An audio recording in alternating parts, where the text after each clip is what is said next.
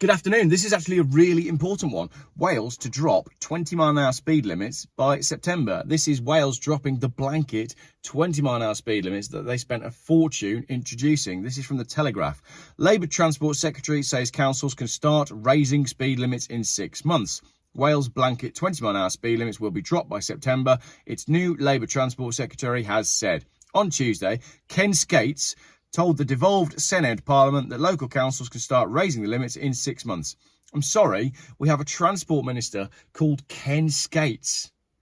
Get your skates on. Is that how he got the job? They just thought it would be funny. Sometimes, I mean, I do a lot of this reading these articles for YouTube, and it's amazing how often people with names related to their jobs come up. Now, is that to do with the hiring process, or is it just the fact that they are genuinely laughing at us? We all agree that 20 mile an hour works really well where it matters most. Outside schools, hospitals, heavily built up areas where children are coming into contact with motorised vehicles, he said. I have never, ever contested that. That is correct.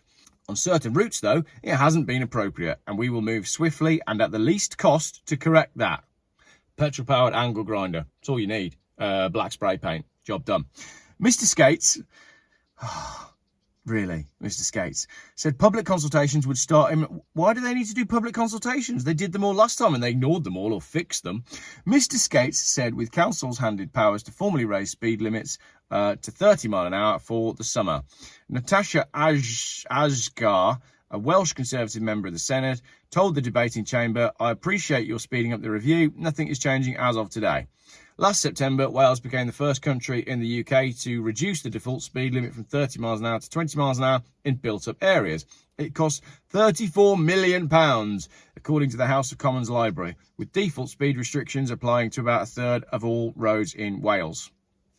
They could have done something better with £34 million. I mean, if you gave me Wales, right, and £34 million, I reckon I could make some positive change to people's lives, even if it was only in a very small way. But no, they spent £34 million doing that. The new limit was introduced by Lee Waters, the then Welsh Transport Minister. He'd obviously wanted a job on the Water Board, but was given transport instead. Mr. Waters narrowly survived a no-confidence motion tabled by the Welsh Conservative that month, but announced he was stepping down in March. He conceded there was a number of roads across Wales that should have remained at 30 instead of being subject to his blanket speed limit. I wonder who lent on him. Who? See what I did there? World Health Organization. No, it probably wasn't them. It was probably the World Economic Forum or one of these dodgy NGOs with questionable links and shady financiers. I bet if you dug into his bank accounts, you'd probably find something or some gifts, maybe some gifts. Welsh Government data from September shows that 12,975 kilometres of roads are 20 mile an hour and 980 kilometres have 30 limits. I thought I was reading from a UK paper. Why are we in kilometres? What are we doing? Are we in the one world government already? Have we moved over to kilometres? We use miles in our country.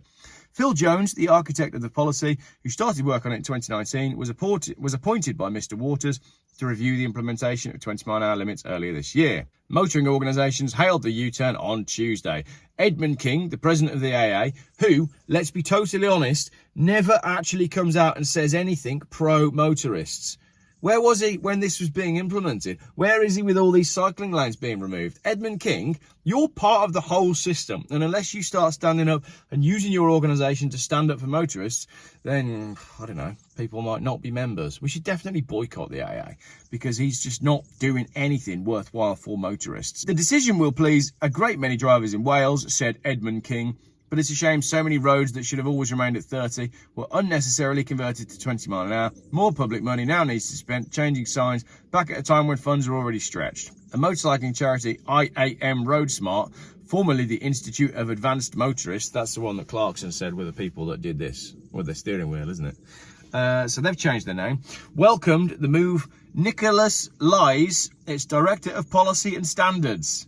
You've got someone with the surname Lies, who's the Director of Policy and Standards, said there's no doubt 20 mile an hour speed limits have had an important role on the road network, but we have long argued that targeted 20 mile an hour limits and effective traffic calming measures and enforcement will produce better levels of compliance. Basically saying 20 mile an hour limits are totally unnecessary, and where you need it, you can have traffic calming and people will behave. because people aren't really stupid, except in the middle of Birmingham when they're driving high-powered hatchbacks. But that's mostly a certain demographic, but you can't say that. The policy has been viewed as an unpopular failure that made life worse for ordinary people in Wales. More than 450,000 people signed an official petition on the Welsh Government website opposing the plans. Welsh Government officials said that about £92 million and 9 lives per year would be saved by the introduction of the blanket lower limit. Where on earth did they get £92 million from? How is reducing the speed limits by 10 miles an hour going to put £92 million back in your pocket when the buses can't make it to their destinations because they're too slow to complete their route and people can't get to work because the buses are cancelled because of the speed limits? Official estimates highlighted by Sam Rowlands, a Conservative member of the Senate for North Wales, said that the 20-mile-an-hour policy would create a disbenefit to the Welsh economy of about £4.5 billion over the next 30 years. Mark Drakeford, the Principality's previous First Minister, suggested in January that motorists would not be fined for breaking the new limit if they were genuinely confused. How can you prove that you're genuinely confused? A government... Yeah, we're going to have to let him off because he hasn't turned up at court. He must be genuinely confused. A government source said Labour's blanket 20-mile-an-hour speed limits have been a fiasco, but their ideological ban on road building and plans for road charging still remain in place. Oh, they just slipped that in at the end there, didn't they? An ideological ban on road building and plans for road charging still remain in place. With our plan for drivers to stop motorists being targeted as cash cows by left-wing councils, it's only the Conservatives who are on the side of drivers. Well, that's balls, because in the UK, the Conservatives have been in for, what, 14 years?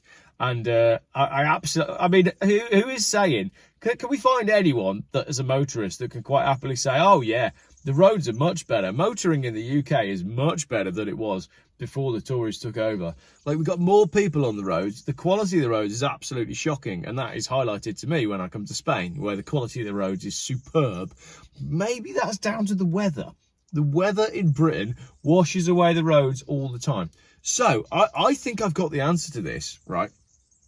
I've filmed 3 videos today. This is the 3rd one. I filmed a video about the decline in the cycling industry, and the reason the cycling industry is declining is because the weather in Britain is rubbish. I filmed a video about the motorcycling industry, and the reason the motorcycling industry is declining is because the weather in Britain is rubbish. If the weather was better, people would be happier, and then they would spend more money going out doing the things that they enjoy, and the economy would improve. I think we should crowdfund some cloud seeding, don't you? We know that geoengineering is real. Why don't we crowdfund a company, an aviation company that is known to do geoengineering, like, 2XL Aviation? If we could crowdfund it, we could get the most fantastic weather over the UK. Every time there were rain clouds, we could just pay someone with a plane to go up and move them on. I like that idea. I think that would work. It's a much better idea than whatever the Conservatives, or indeed Labour, have got mapped out for us. Thank you very much for watching this video.